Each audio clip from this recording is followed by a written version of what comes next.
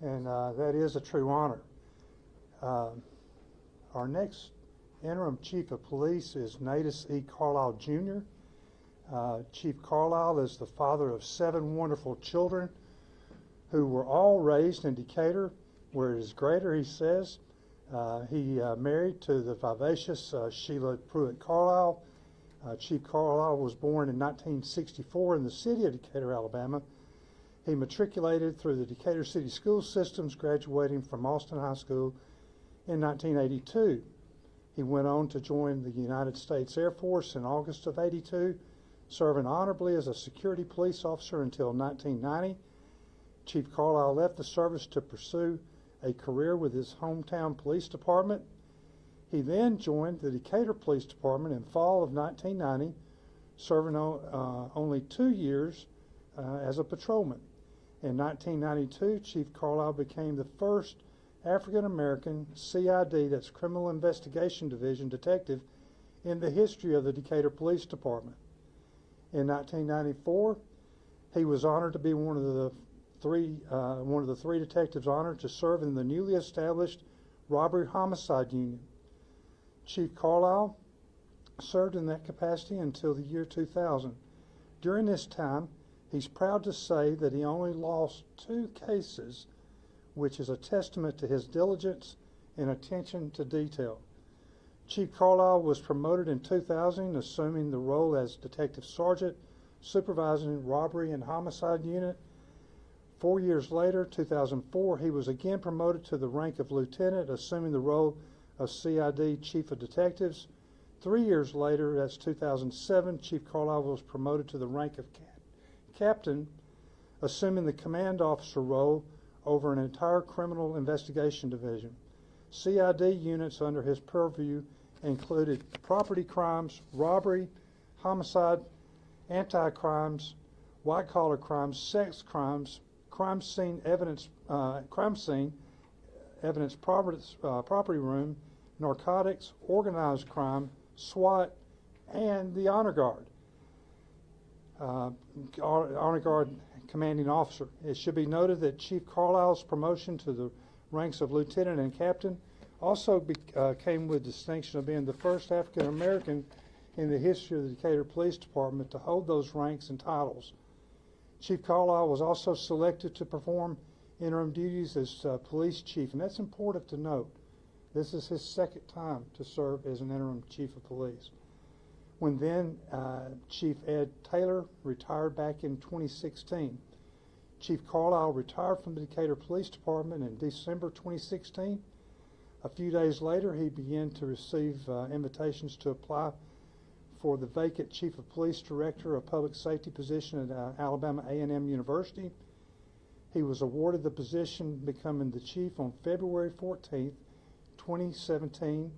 During his 4.5-year tenure at A&M, he taught officers formal classes on police interaction, active shooter, honor guard, de-escalation, street crimes, court etiquette, RAD, which is rape, aggression, defense, self-defense course designed to prevent assaults to women, criminal law, and firearms training. He also became a regular senior police promotion board member at departments such as Tuscaloosa, Birmingham, and Florence. Under Chief Carlisle's leadership, campus-related violent crimes, and thefts were no longer considered the norm, but the exception. But through it all, Chief Carlisle will be most remembered because of his inspiring student support and tireless efforts to improve safety and security both on and off campus. His efforts at A&M were rewarded with 2 historically black colleges and university regional Chief of the Year awards. And then Chief Carlisle created or participated in charitable programs, events like Decatur Police Operation Thank You, charter member that fed Thanksgiving dinners to thousands of families over the years in Decatur and donated bikes to children. Our Shop with the Cop brought officers together with the community. They served to discuss issues and to learn more about each other. That's Christmas in November, Extravaganza, Decatur Back to School program, Kids with Love, where 3,000 bikes were donated to children, and Shriners charity balls. So with that, that kind of lays out some background on Chief Carlisle, and now I would like to introduce you to Chief Carlisle and let him share a few thoughts.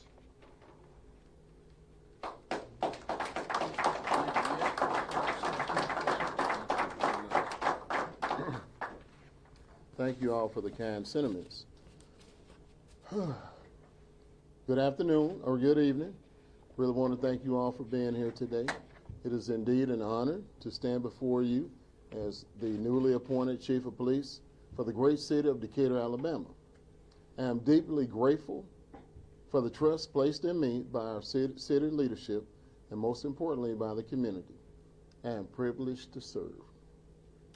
Law enforcement is more than just enforcing the law. It is about building trust, fostering relationships, and ensuring the safety and well-being of every individual in our city. My vision for this department is one of transparency, accountability, and collaboration. We will work hand in hand with our residents, community leaders, and local organizations to create a safer and more united community. To the dedicated men and women, my people of DPD, I want to express my appreciation for your hard work and sacrifice. I am committed to supporting you with the resources, training, and leadership needed to perform your duties with excellence, integrity, and compassion. And yes, I did say compassion. I said compassion because public safety is a shared responsibility. Our officers are destined to fail without the support of our community. But the support has to be warranted and the trust earned. Yes, I said earned. I cannot expect your trust by begging or making demands. The remedy is open dialogue, community engagement, and innovative solutions to address the challenges we face. Together, we will build upon our department's strengths, enhance public trust, and ensure that Decatur remains a safe and welcoming place for all. I look forward to working with you, each of you, and serving this great city with dedication. Remember, Decatur wears greater. Thank you.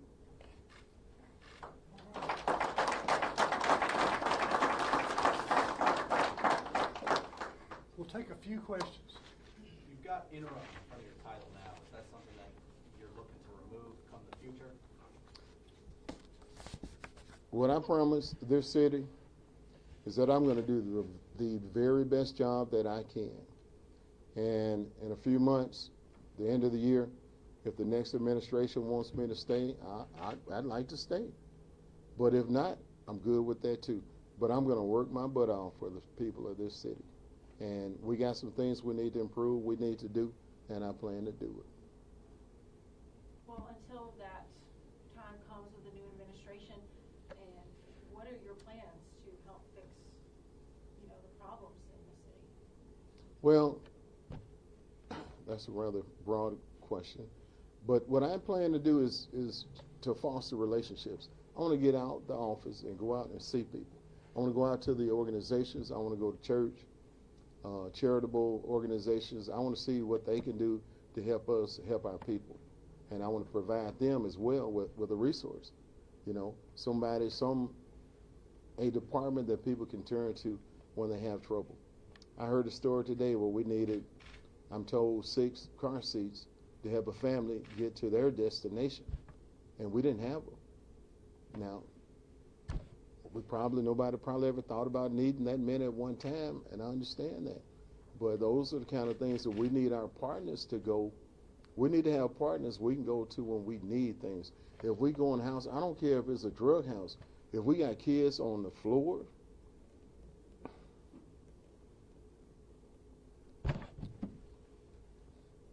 if we have kids on the floor, empty pantries, hungry folks, we need to be able to call up someone running the food pantry and say, hey, we need this. Can y'all help us out? If they can't for whatever reason, we need to have alternatives, other places, people that we can go to get money, to get food and help our people. That's the kind of person I am. how are your relationships within the department? And more specifically, I mean, the former police chief is still on the staff here. Is that going to create anything? Do you see creating anything? But overall, how are these relationships you have with the officers here? Well, naturally, there may be some issues with some people, but I think that we have good enough relations and smart enough people that they're going to realize what the situation is, and we're going to move forward. I'm not mad at Todd. He's not mad at me. I wish him well. He wishes me well. He gave me his recommendation for the job, you know. So we're going to work together, and he will be a resource and ally because he's been doing it for, is it 2 years now? And so I want to be able to go to somebody who knows having the former chief here would come in handy because he knows the different programs and systems and things going on, and he'll help me learn quicker what I need to know. I'd like to add that there's just 22 years of service that Chief Pinion has and will have in our department, and that means an awful lot to us, and our interim chief knows that. And I should have said Captain Pinion. But